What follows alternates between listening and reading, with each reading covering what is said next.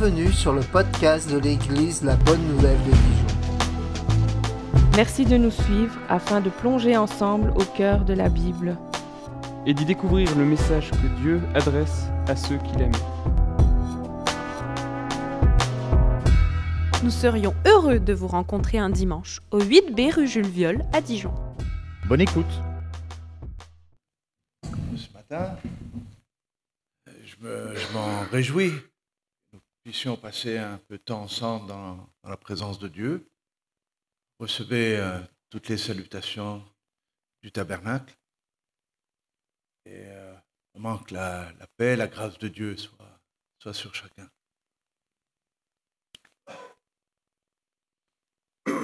À vrai dire, c'est bien que nous puissions avoir ce temps ensemble.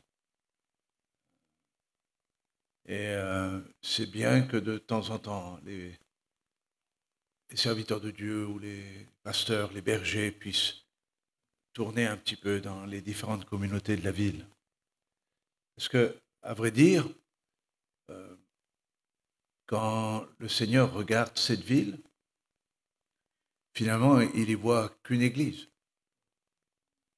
Il y voit son peuple. Il n'y a pas différents peuples. Il n'y a qu'une église. Tous ceux qui ont été rachetés, tous ceux qui ont cru à la croix, qui ont cru à la résurrection.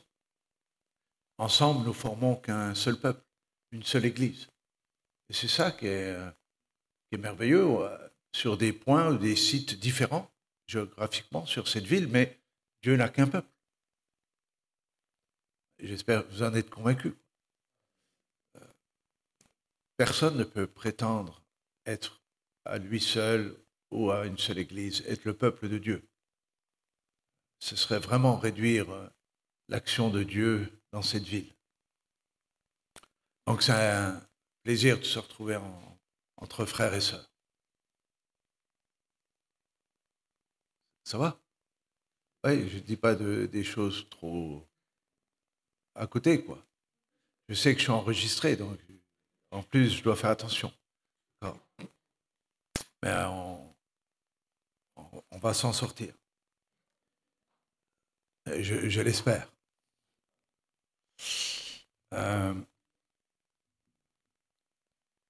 Les temps dans lesquels nous sommes sont des temps un peu particuliers parce que on sent un peu le chaos dans tous les domaines. Moi, je ne sais pas dans votre rue, mais dans la nôtre un peu. On sent que si vous ouvrez un petit peu les informations, on se dit c'est vraiment le grand bazar sur la terre. Et en même temps, ce qui est assez aussi intéressant à relever, c'est que finalement, chaque génération, depuis près de 2000 ans, l'Église a cru que Jésus allait revenir pendant leur génération.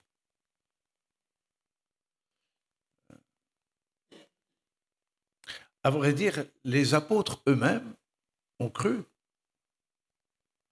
que Jésus allait revenir de leur génération. Par exemple, Paul parle beaucoup de la fin des temps pour son époque. L'apôtre Pierre, lui, dit c'est les derniers jours. C'est le dernier jour. Et puis Jean, l'apôtre, dit c'est la dernière heure. Donc, pour vous dire qu'eux-mêmes étaient convaincus du retour du Seigneur pendant leur génération. Et pourtant, ça dure un peu. Ils sont tous morts. Et puis, chaque génération a cru la même chose. Et puis, nous croyons aussi la même chose. Ouais, je ne sais pas vous. En tout cas, moi, je crois au retour de Jésus. Est-ce qu'il y a quelques-uns qui croient ici que Jésus va revenir? Bon, pas tous, apparemment. Donc, le sujet est bon à traiter. Mais j'aimerais vous dire que Jésus est mort, il est ressuscité et il reviendra. Voilà, soyez-en convaincus parce que c'est ce qui se passera. Et ce qu'on a remarqué également, c'est que l'Église a interprété ou cherché à interpréter tout ce qui se passait de leur génération pour renforcer l'idée qu'il allait vraiment revenir. Et plus que jamais aujourd'hui, ce que nous entendons dans l'Église, de la part des disciples, ceux qui croient en Jésus, beaucoup sont persuadés que ce que nous voyons, nous entendons dans le monde, nous rappelle, nous pousse, nous convainc que Jésus, vraiment, n'est pas très loin de son retour. Alors, si vous y croyez un peu, j'aimerais parler un peu du retour de Jésus. Ça va ? Mais pas dans l'interprétation des textes, de dire « il se passe ceci, alors vraiment croyons que Jésus est en train de revenir ». Il se passe cela. Par exemple, Trump a été élu. Là, c'est vraiment le retour de Jésus. Il y a des gens qui pensent ça, par exemple. Ou regardez ce qui se passe sur le plan écologique. C'est le chaos. La Terre n'en peut plus. Donc là, c'est vraiment le retour de Jésus. Et puis, si vous vous intéressez un petit peu à l'intelligence artificielle, là, on se dit, ça, c'est pas bon du tout. Hein. Ça, ce sera vraiment le dernier truc pour l'Antichrist. Donc, vous voyez, on entend toutes sortes de choses. Mais c'est pas ça qui est important pour nous. Ce qui est important, c'est que nous devons vivre et continuer à vivre comme si Jésus allait revenir peut-être dans 1000 ans. Mais par contre, nous devons être prêts comme s'il revenait ce soir. Ça, c'est important. Alors, on ne peut pas prendre tous les textes concernant le retour du Seigneur, parce qu'il aurait fallu que je vienne pour une semaine. Mais on va prendre peut-être ce que l'apôtre Pierre dit à un moment donné concernant le retour du Seigneur. D'accord ? C'est-à-dire, qu'est-ce que l'apôtre Pierre pourrait nous dire, ou qu'est-ce qu'il pourrait nous conseiller, nous recommander à cause du fait que Jésus revient ? Parce que nous ne sommes pas appelés simplement à être là et dire on attend le Seigneur, on attend le Seigneur, on attend le Seigneur. C'est comment devons-nous vivre en tant que disciples, considérant que Jésus revient. Vous me suivez toujours ? Ça va ? Ok. Donc, on va prendre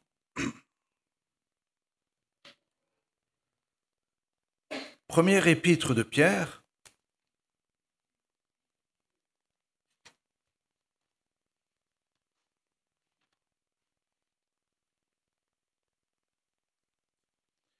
le chapitre 4.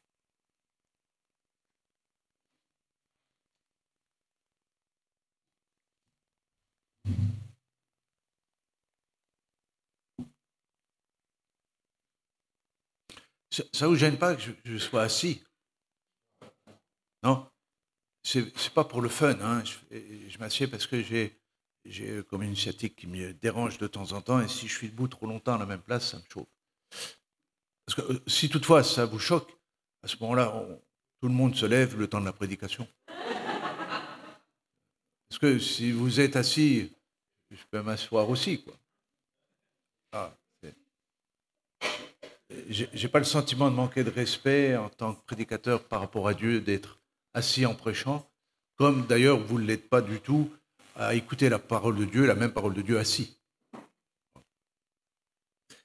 Donc, chapitre 4, et on va prendre le verset 7. La fin de toute chose est proche. Soyez donc sages et sobres pour vaquer à la prière. Avant tout, ayez les uns pour les autres un ardent amour, car l'amour couvre une multitude de péchés. Exercez l'hospitalité les uns envers les autres sans murmure.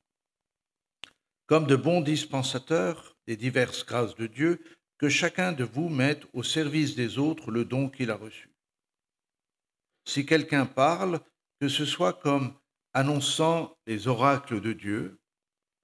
Si quelqu'un remplit un ministère, qu'il le remplisse selon la force que Dieu communique, afin qu'en toute chose, Dieu soit glorifié par Jésus-Christ, à qui appartiennent la gloire et la puissance au siècle des siècles. Amen. Amen. Donc, la fin de toute chose est proche. Donc, Pierre nous rappelle deux choses dans ce premier verset, c'est qu'il y a une fin. Il y aura une fin. Ce qu'on appelle la fin des temps, la fin du monde, ça dépend de l'expression qui est utilisée parfois dans l'Écriture, mais une chose est certaine, c'est qu'il y aura une fin. Et il faut que nous puissions accepter cela. Et que cette fin est proche. Alors, comme je vous l'ai dit, lorsqu'il écrit cela, ça remonte à près de 2000 ans maintenant. Donc, comprenons, si Pierre est convaincu, il y a 2000 ans, que la fin est proche, à plus forte raison, nous devons être convaincus, persuadés que nous sommes plus près de la fin qu'à l'époque où il a écrit. Ça va aussi avec ça. Donc, nous devrions être beaucoup plus vigilants aujourd'hui sur la fin qui approche qu'il l'était il y a 2000 ans. D'accord ? Alors, je ne vais pas vous dire quand est-ce que Jésus va revenir. Je ne vais pas vous donner de date. Ça, je l'ignore. Mais il y a des choses que je sais sur Jésus, peut-être que vous ne savez pas. Par exemple, je suis à même de vous dire, alors ça ne va rien changer à votre salut, hein, on est bien d'accord. Mais par exemple, je peux vous dire quelle taille Jésus faisait, quel poids Jésus faisait, à quoi ou à qui Jésus ressemblait. Est-ce que vous savez ces choses? J'ai bien fait de venir ce matin. Je vais au moins vous apprendre ça. D'accord? Ça ne changera rien, on est bien d'accord. C'est simplement, comment dire, de l'information sur Jésus. Et pourtant, c'est dommage, parce que tout à l'heure, le frère a lu un texte. Et dans ce texte, vous auriez pu répondre à toutes les questions que je viens de vous poser. Est-ce que ça va? Est-ce que ça vous aide? Donc, je peux vous poser la question? Ou vous reposer la question? Quelle taille Jésus faisait à peu près? Quel poids Jésus faisait? Voilà. Et il s'agit d'un ânon. Alors, pour ceux qui ne savent pas, j'ai des ânes, j'ai 3 ânes. Je ne parle pas de mes enfants, je parle des animaux aux grandes oreilles. Et j'ai ça depuis 15 ans. Vous allez me dire, Michel, tu fais quoi avec des ânes? De quoi ça sert? Ils ne sont pas dans la maison même, on ne leur a pas fait une chambre. Et ils sont dehors, dans les prés. Et j'ai beaucoup appris avec ces bourricots-là. D'ailleurs, pour votre information, ce n'est pas le sujet, parce que si je rentre dans le sujet, là, je peux vous dire beaucoup de choses. Mais c'est l'animal qui est le plus cité dans l'Écriture. Vous allez me dire, oui, et alors? Le frère l'a signalé tout à l'heure. Jésus aurait pu venir à cheval, ou même à chameau. Ça aurait été possible. Il a choisi un animal qui a une place particulière, même dans le cœur de Dieu. Ça paraît fou. Mais plongez vos regards dans l'Écriture et cherchez toutes les histoires avec les ânes ou les bourricots, vous allez voir les leçons spirituelles que vous allez ressortir. C'est incroyable. Incroyable. Je ne sais pas si ça vous intéresse, ce que je dis. Si, ça vous intéresse. Si, ça vous intéresse. Ouais. Par exemple, il n'y a que 2 animaux qui ont parlé avec un langage humain. Le serpent, pour perdre l'homme, et l'ânesse de Balaam pour sauver le peuple. C'est intéressant. Je vous ai dit, je vous ai prévenu, ça ne changera pas votre salut. Mais c'est intéressant, il y a beaucoup d'histoires comme ça. Okay. Donc forcément, un ânon ne peut pas porter au-delà de 60 kilos. Parce que si vous le faites, vous lui cassez la colonne vertébrale. Parce qu'elle n'est pas faite encore. Donc Jésus n'était pas très fort, et puis forcément, pas très grand, parce que pour monter sur un ânon, à moins que vous vouliez pédaler avec lui, ou marcher avec lui, mais l'ânon n'était pas grand. Et les ânes en Israël ou au Moyen-Orient ne sont pas très hauts, contrairement aux nôtres, qui sont beaucoup plus gros, 120, 130 au garrot, donc assez haut. Donc, encore une fois, toutes ces infos ne changent pas grand-chose. Mais c'est bien de les avoir. Voilà. Parce que parfois, on imagine Jésus à 1m80, 90, fils de charpentier, alors très costaud, ça ne veut absolument rien dire. Moi, je connais des charpentiers, ils sont pas gros du tout, ils sont même tout frêles, mais ils font leur job quand même. Non, il n'était pas très grand, pas très haut, et il était en plus, d'après Ésaïe, il n'était pas beau. Excusez-moi pour l'image que vous aviez de Jésus, mais il n'avait rien pour attirer nos regards. Est-il dit rien. Ça veut dire vraiment rien. Donc rien, c'est pas grand-chose. Par exemple, si vous regardez votre voisin ou votre voisine, alors je ne sais pas si vous pouvez dire de lui ou d'elle qu'elle n'a rien pour elle, la pauvre fille, ou rien pour lui, le pauvre gars. Et Jésus avait rien. Voilà. Donc il n'était pas beau du tout. Pas beau, pas gros, pas haut, pas grand-chose. Revenons au texte quand même.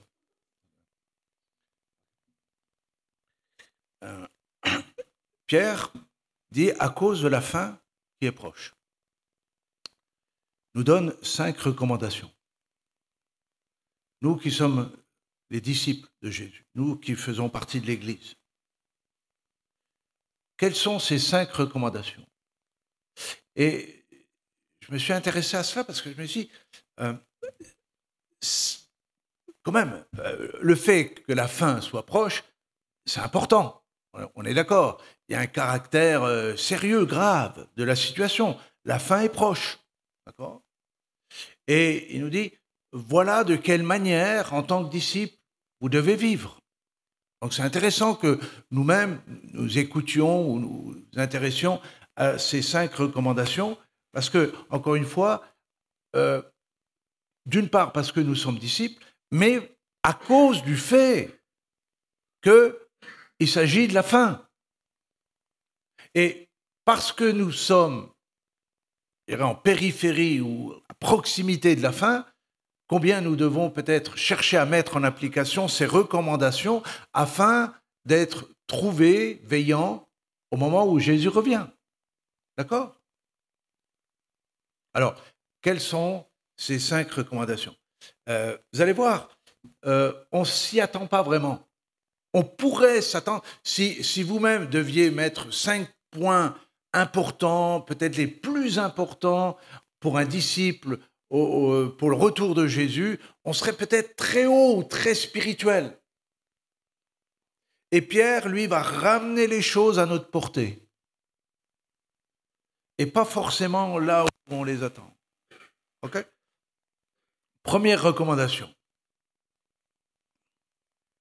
Soyez donc sages et sobres pour vaquer à la prière. C'est la première chose qu'il aborde. C'est-à-dire, à cause des temps mauvais, à cause des temps proches, à cause du fait que Jésus est à la porte, premier élément, c'est quelle est notre vie de prière. À vrai dire, Pierre nous renvoie au fait, c'est parce que nous croyons, c'est la fin des temps, parce que nous croyons que la fin est proche, notre vie de prière, non seulement est présente, mais elle s'intensifie. Je ne parle pas de la prière d'action de grâce lorsque nous sommes à table, ou pas de la prière de reconnaissance à la fin de la journée, au moment où nous sommes déjà sur le point de partir dans le lit. Mais quelle est ma vie de prière? C'est-à-dire, quelle est ma relation à Dieu, finalement? Combien de temps et quel genre de temps de qualité je passe avec le Seigneur? Je dirais dans un vrai recueillement, dans une vraie recherche, dans une véritable écoute. Parce que la fin est proche, ma capacité d'écouter ce que Dieu a à dire est importante. Bien sûr qu'il nous parle déjà dans l'Écriture, ça va de soi.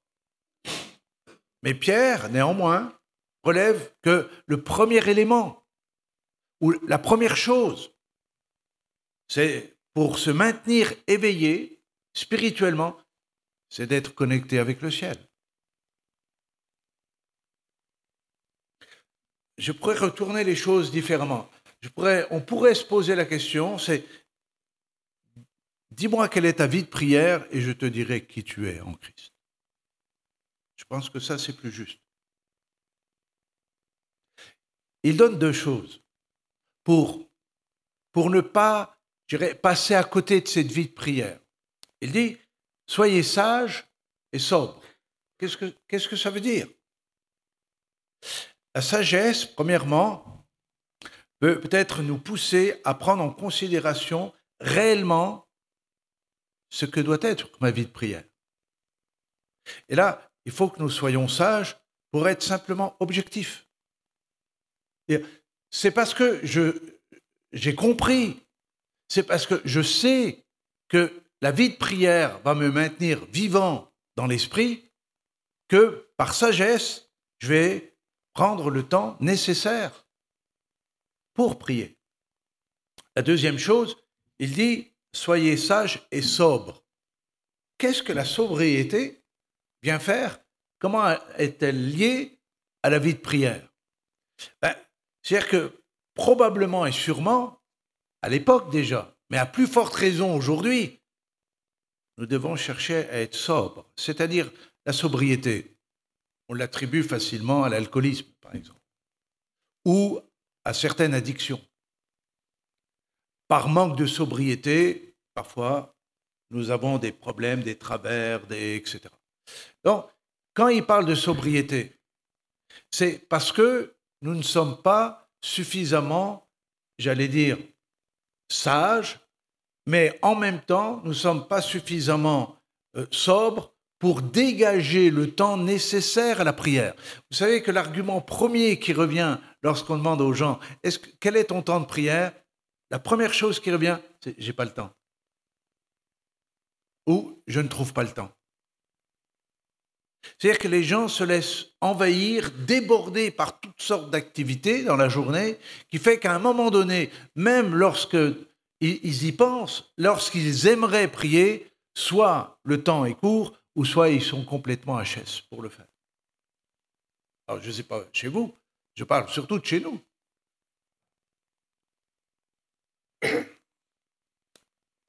À vrai dire, la question qu'on peut aussi se poser, c'est comment est-ce que les journées, il y a 2000 ans je parle, est-ce que les journées avaient vraiment 24 heures comme aujourd'hui? C'est-à-dire, est-ce que dans le temps, les choses ne se sont pas modifiées au point que 24 heures chez nous ne correspondent plus à 24 heures de l'époque?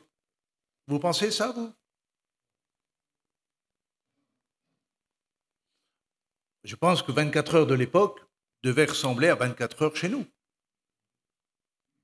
Je parle au niveau du temps. Maintenant, est-ce que les gens de l'époque avaient moins de temps que nous? C'est la même chose. Il y avait d'autres activités, d'autres occupations, etc. Sauf que probablement et sûrement dans notre société d'aujourd'hui, nous avons été fortement influencés à vouloir consommer beaucoup de choses en peu de temps. Ce qui fait qu'il y a trop de choses par rapport aux 24 heures. Ça, je pense que c'est une réalité. C'est la raison pour laquelle il dit que nous devons rechercher et la sagesse et la sobriété pour néanmoins arriver à dégager un peu de temps pour la prière. Prenons un exemple, par exemple. J'ai un petit appareil là que j'ai laissé sur la chaise. Vous devez sûrement en avoir un pas très loin de vous. Peut-être même certains prennent des notes avec.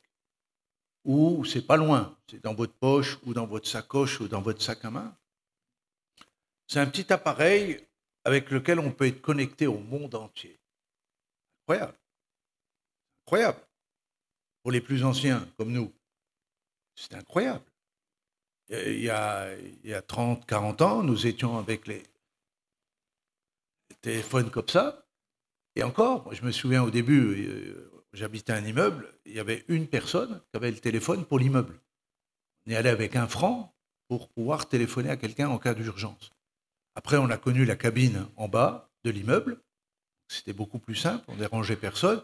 Puis après, on a pu avoir le téléphone à la maison. Et du téléphone, on est passé au Minitel. Du Minitel, on est passé à l'ordinateur. Et l'ordinateur, on est passé au téléphone portable. On a connu... Je sais que je suis né au siècle dernier. Hein, mais on a connu tout ça. D'accord ? Et puis... mais la nouvelle génération, la jeune génération, elle est née avec ça.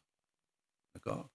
Et on y a fait croire que pour bien vivre, ou vivre normalement, ou comme tout le monde, il fallait avoir un téléphone.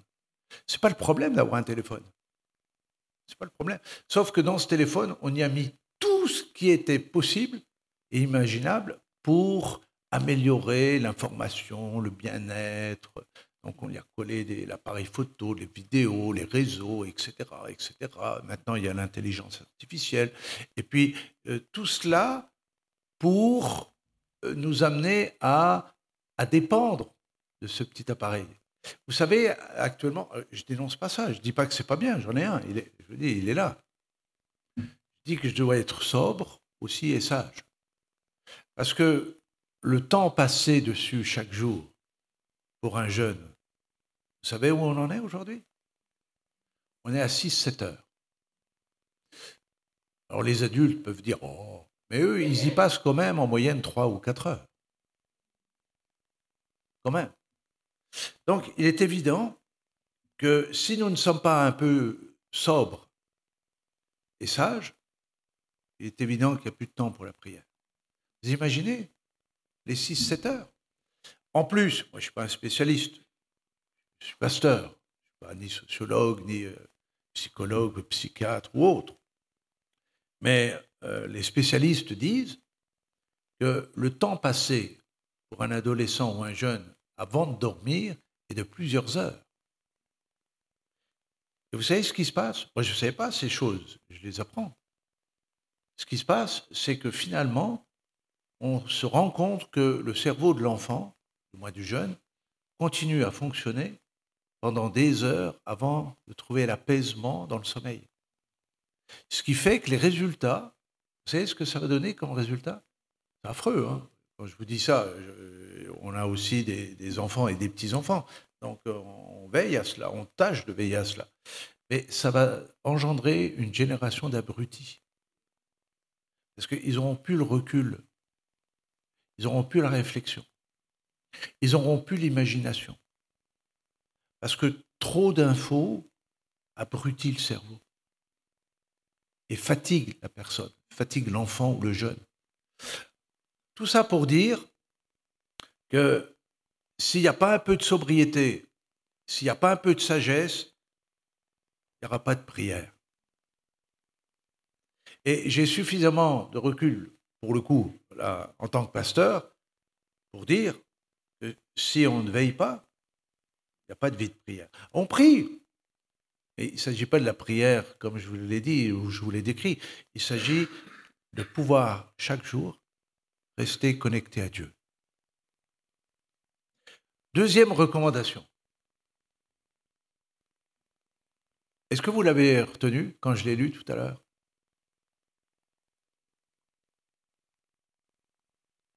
Non. Je vais la reprendre avec vous. C'est le verset 8. Avant tout, Ayez les uns pour les autres un ardent amour, car l'amour couvre une multitude de péchés. La prière, ce qui maintient la vie spirituelle, mais avant tout, c'est-à-dire, sous-entendu, avant toute chose, en premier lieu, aimez-vous les uns les autres. C'est pas quelque chose de nouveau, ça. Jésus a enseigné ça tout le temps. Les apôtres ont toujours enseigné ça. Nous savons que la recommandation de la part du Seigneur, c'est que nous puissions nous aimer les uns les autres. À vrai dire, nous sommes condamnés à nous aimer.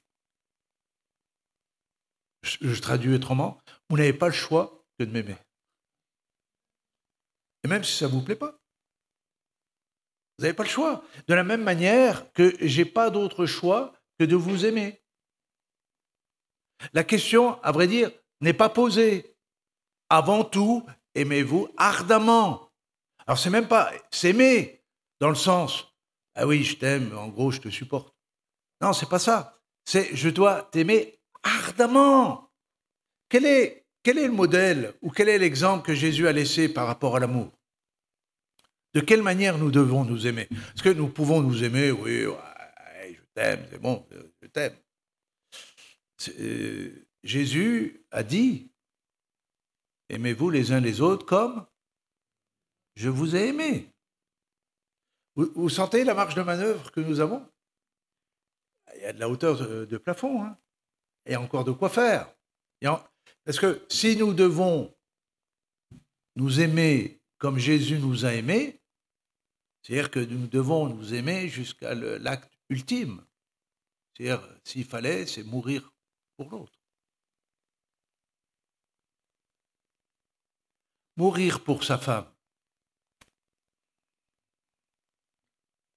Ça paraît plus facile, quoique, hein, aujourd'hui. Mourir pour son mari. Mourir pour son enfant devient plus facile. Mais mourir pour un frère et une sœur dans la foi, on a envie de dire, tout dépend de la personne. En gros, savoir si ça vaut le coup. Ou si c'est justifié. Mais ça, c'est nos réponses à nous, ce n'est pas la réponse à Jésus. Parce que, vous imaginez, s'il avait voulu, lui, mourir par amour uniquement pour quelques-uns, honnêtement, je crains, à part moi, dans cet auditoire, je me demande si Jésus serait mort pour quelqu'un d'autre. Vous voyez ce que je veux dire? Je fais un peu avec d'humour, parce que c'est des sujets importants, c'est quand même la deuxième recommandation. Nous devons nous aimer ardemment, ardemment. Pourquoi? Parce que l'amour couvre une multitude de péchés. Qu'est-ce que ça veut dire, cela? Ça veut dire que Pierre nous renvoie à notre imperfection. Nous ne sommes pas parfaits. Nous avons encore des défauts. Nous avons encore des faiblesses. Nous avons encore des victoires à gagner. Et je pourrais continuer comme ça. Mais néanmoins, nous devons nous aimer ardemment. Pour pouvoir se supporter. Pour pouvoir continuer à s'aimer malgré nos défauts. Est-ce que vous aviez remarqué que certains frères et sœurs de votre Église avaient encore des défauts? Est-ce que vous aviez remarqué ça? Ou vous n'aviez pas vu ça? Tellement vous les aimez. Vous avez remarqué ça?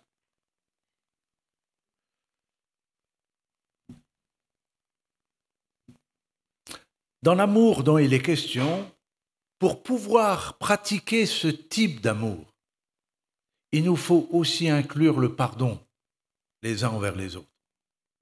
Parce que comment couvrir le péché par l'amour ardent que je peux avoir pour mon frère, ma sœur? C'est par la puissance du pardon. Et là aussi, nous sommes défiés.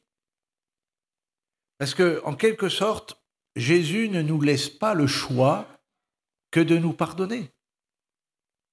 D'ailleurs, il dira que de la même manière que nous devons pardonner, c'est dans la mesure du pardon que je reçois moi-même son pardon. Donc, si je veux encore être pardonné, la part de Jésus pour les péchés qui me travaillent, qui me chahutent, qui me poursuivent, eh bien, je dois aussi pardonner. C'est-à-dire, je peux arrêter de pardonner quand je n'ai plus besoin moi-même de pardon. D'accord ? Vous voyez ce que je veux dire ? Ça veut dire que si j'atteins une telle perfection au point que je n'ai plus besoin d'être pardonné, à ce moment-là, je peux me permettre de ne plus pardonner. Et ça n'arrivera jamais, ça. Jamais. Parce que nous avons continuellement besoin d'être pardonnés. Donc, nous devons libérer le pardon. Vous vous posez la question, combien de fois dois-je pardonner? C'est ça? Pierre s'est posé la question. Il a cru bon donner une excellente réponse. Seigneur, 7 fois dois-je pardonner? Déjà, 7 fois, c'est beaucoup, hein, remarquez. Parce que 7 fois pardonner la même personne pour la même offense dans la même journée,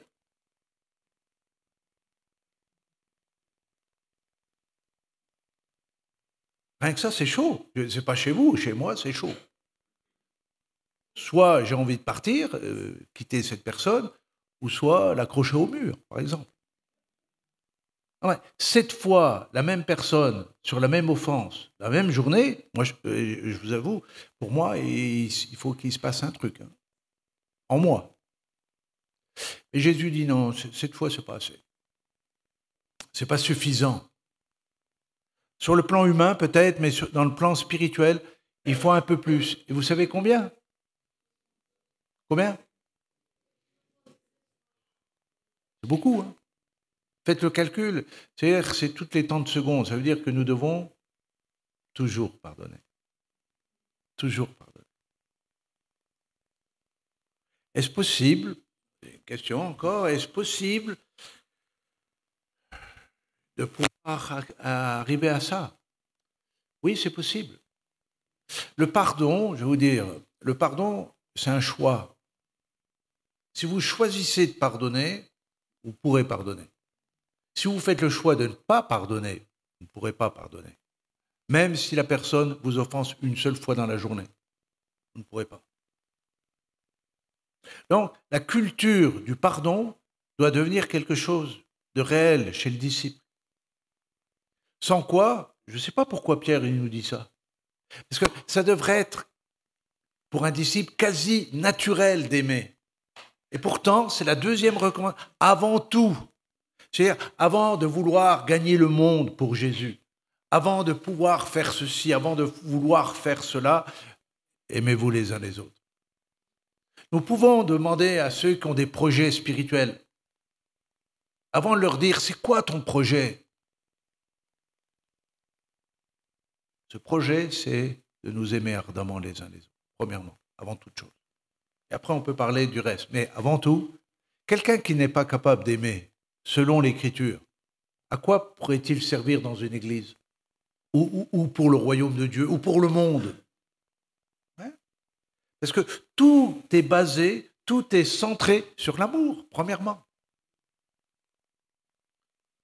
On peut oser aller vers la troisième recommandation, ça va aller? Vous êtes sûr, hein? Parce que vous l'avez bien repéré, la troisième?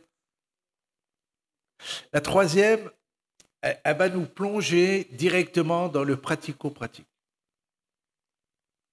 Parce que tu as une vie de prière, parce que tu aimes ton frère, vous êtes sûr, hein? On y va? Je ne veux pas d'histoire avec vous, hein? Donc, comment dimanche prochain, je ne suis pas là, hein? Je vous préviens.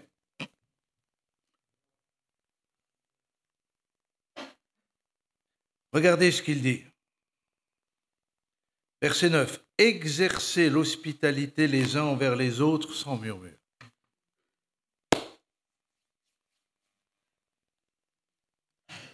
Exercer l'hospitalité.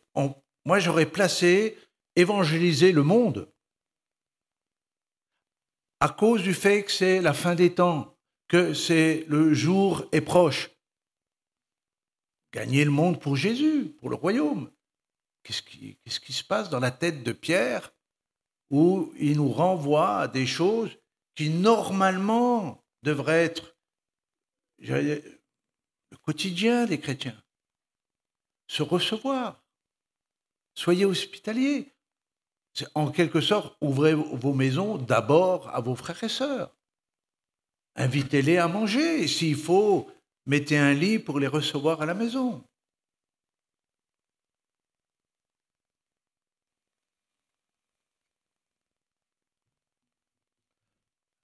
On continue à se poser des questions. Ça va?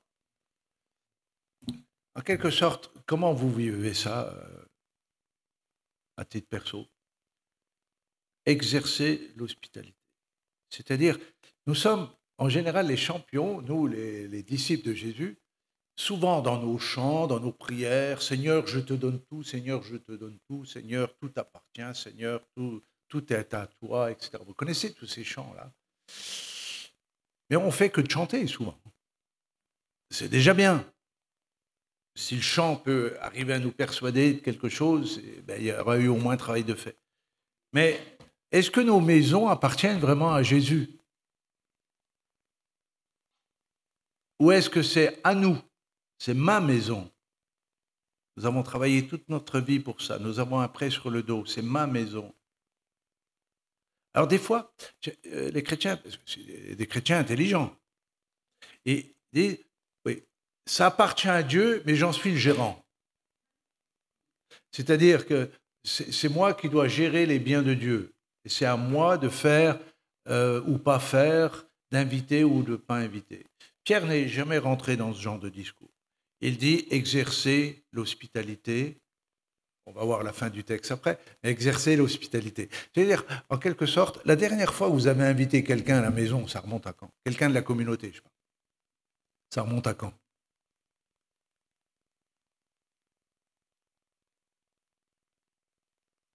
Parfois, ça peut remonter loin. Et puis, là aussi, nous avons toutes les bonnes raisons, toutes les excuses pour ne pas faire. Ouais, mais avec la vie que j'ai, le travail que j'ai, nous, on aimerait tellement. On ne peut pas le faire. C'est trop. Et en plus, ma femme ne sait pas cuisiner. Donc, on veut bien inviter quelqu'un, mais on ne veut tellement pas les décevoir qu'on ne les invite pas. Ou, on aurait bien aimé les inviter, mais on n'a pas de chaise à la maison. On n'a que 2 chaises. Moins 3, parce qu'on a un enfant. Mais... Et puis, vous voyez, et ainsi de suite, et ainsi de suite. Ou alors, il y a ceux qui s'y ont exercé autrefois, un petit peu, et puis ils n'ont pas eu, on leur a pas rendu l'appareil. Eux disent non, fini tout ça. On a invité 3 personnes sur 20 ans, et ben on n'a jamais eu de retour. Okay? Donc, ça, maintenant, on ne le fait plus. Non. Il n'y a aucune raison qu'on doit toujours inviter, toujours, 3 fois en 20 ans, on doit toujours inviter, et puis personne ne nous renvoie l'ascenseur. Donc on invite. Et puis on a toutes sortes de raisons comme ça. Il y a ceux qui sont tellement attachés à leur maison, vous allez chez eux, c'est un musée, c'est nickel. Rien toucher, attention à la poussière. Donc, eux, ils ne veulent pas être dérangés. Parce que s'ils reçoivent encore quelqu'un, et puis il suffit qu'il y ait encore des gosses qui arrivent avec eux, non, moi, je mets des heures chaque semaine à nettoyer ma maison, ce n'est pas pour recevoir les gens le dimanche. Vous voyez? Et puis, il y a toutes sortes de raisons comme ça. Il y a ceux qui aussi, il faut le reconnaître, quand ils vous invitent, ils sortent la porcelaine, ils sortent le cristal. Ils ont mis la semaine pour préparer le repas. Ils vous invitent, mais vous êtes dans un 5 étoiles, au point que lorsque vous êtes chez eux, vous dites, mais comment je vais faire pour réinviter ces gens chez moi? Parce que je n'ai pas de porcelaine, je n'ai pas de cristal. Il a sorti un vin exceptionnel. Nous, on n'a pas ça, on ne pourra pas faire ça. Nous, c'est pâte à la bolognaise ou une raclette, c'est tout ce qu'on peut offrir. Et les gens, vous voyez, se gênent, des chrétiens entre eux, se gênent parce que l'objectif n'est plus de se recevoir. L'objectif, c'est un dîner presque parfait. Et ils sont rentrés dans une compétition où c'est impossible de s'inviter. Est-ce que c'est de cela qu'il s'agit? Non. Pierre dit que nous devons exercer l'hospitalité. En plus, j'aime bien ce petit détail, sans murmure. Comment, des disciples de Jésus, après avoir été mangés chez les Dupont, vont commencer. Il n'y a personne qui s'appelle Dupont ici? Non. Ok. Ils sont allés manger chez les Dupont. Et en rentrant, à peine dans la voiture, oh, t'as vu ce repas de misère, quelle honte, mais franchement, on aurait mieux fait rester chez nous. Puis les conversations, la rouille, mais 2 heures, là, les écouter pour leurs trucs, leurs machins, là. Et est-ce que les Dupont risquent d'être réinvités chez ces gens? Non. Mais non. Donc, sans murmure. Ou alors, le clou. Le clou. C'est que vous avez été invité dimanche dernier chez les Dupont. Et puis le culte suivant, déjà toute la communauté essaie de dire un bon conseil, ma soeur, ma petite soeur, un bon conseil, ne va jamais manger chez les Dupont. Quelle horreur! Mais quelle horreur! Si tu veux vraiment perdre ton temps, mais ce couple, c'est horrible. Horrible. Et puis l'autre sœur également, là, si tu vas chez les Dupont, malheureuse, arme-toi, prends des médicaments, parce que vu la teneur du repas, on a été malade toute la semaine. Et ce genre de murmure qui encourage forcément les uns les autres à s'inviter. Déjà, les Dupont, ils ne verront plus personne, et puis probablement que les Dupont ne seront même jamais invités, quelque part.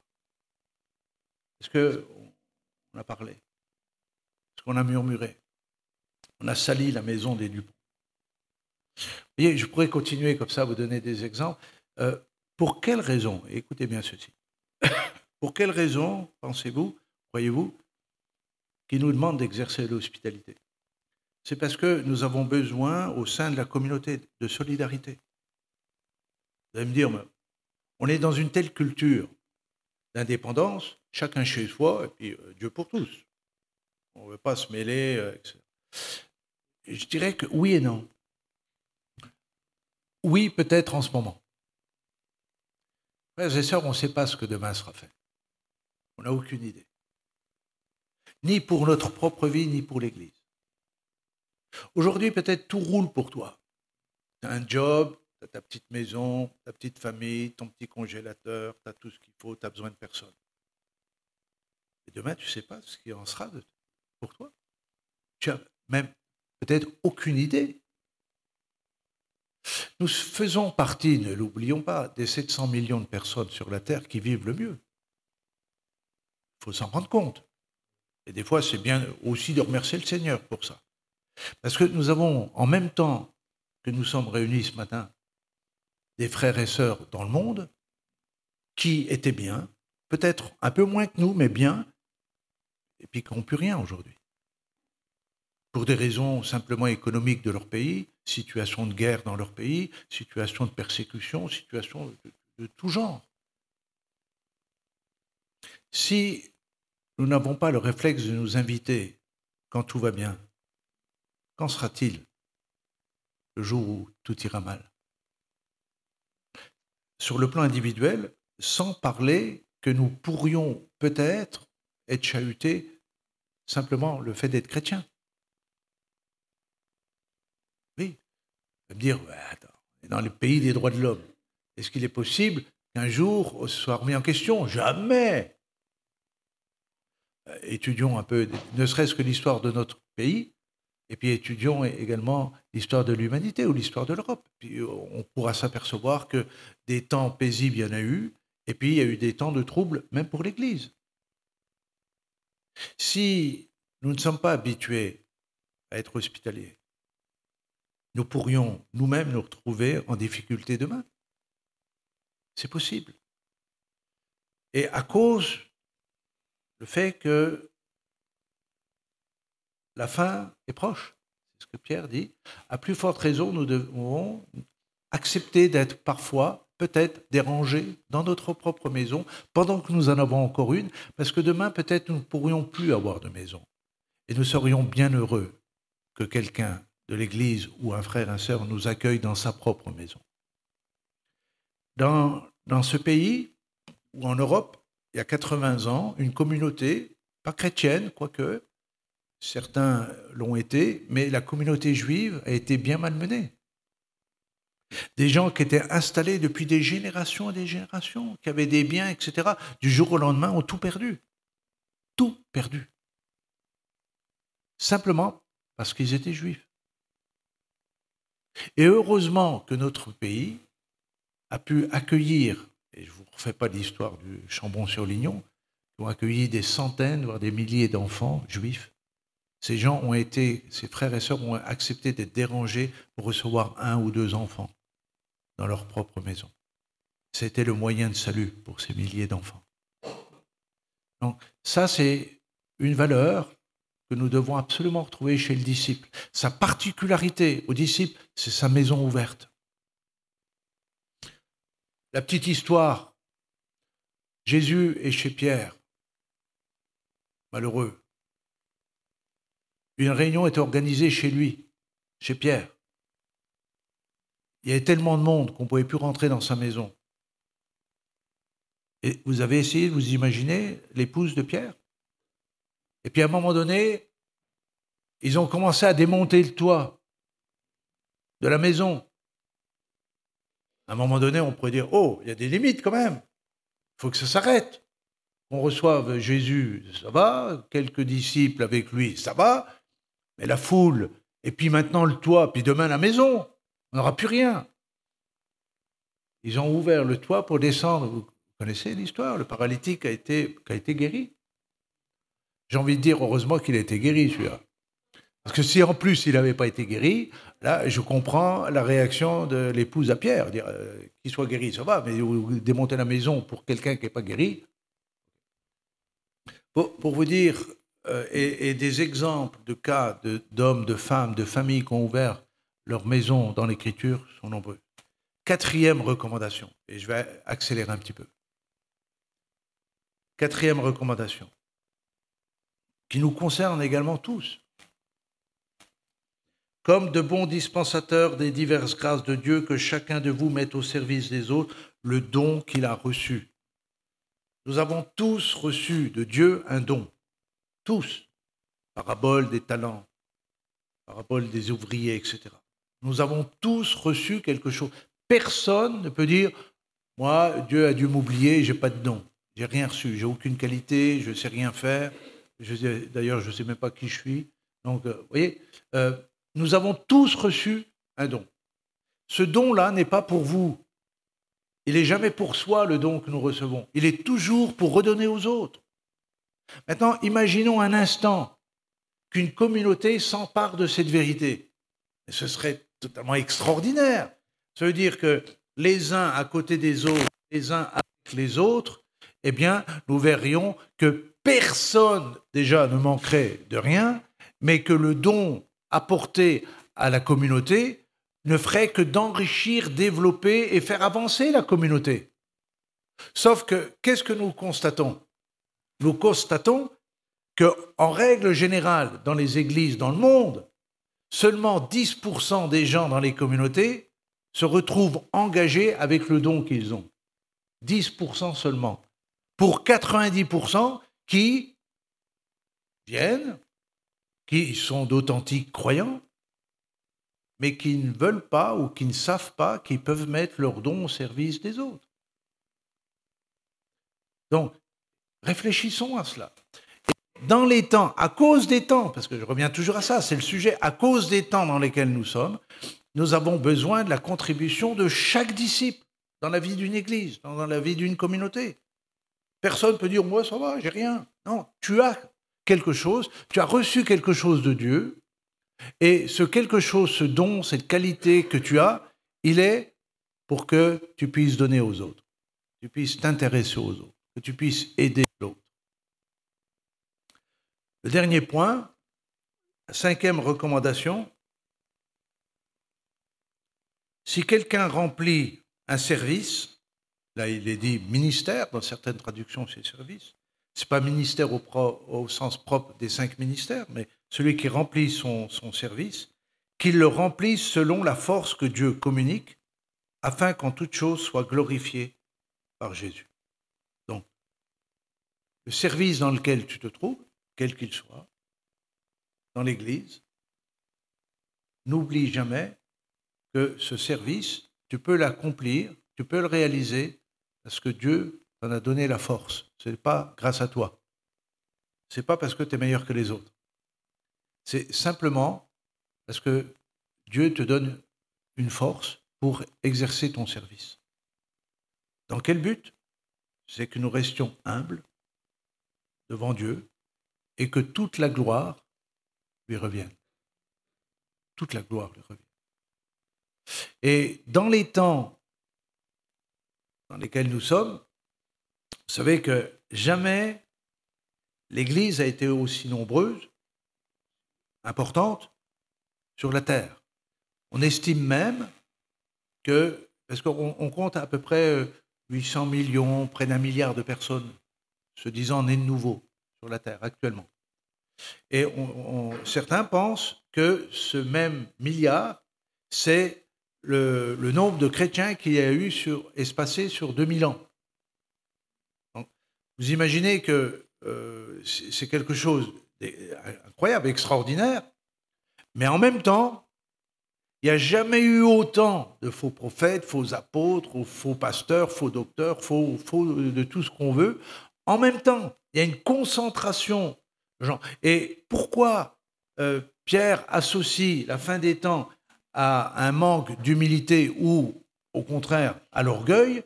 C'est que on voit, on entend et on regarde des choses qui parfois, on se dit, est-ce que l'homme, et entre guillemets, l'homme de Dieu, n'est pas un peu trop fort?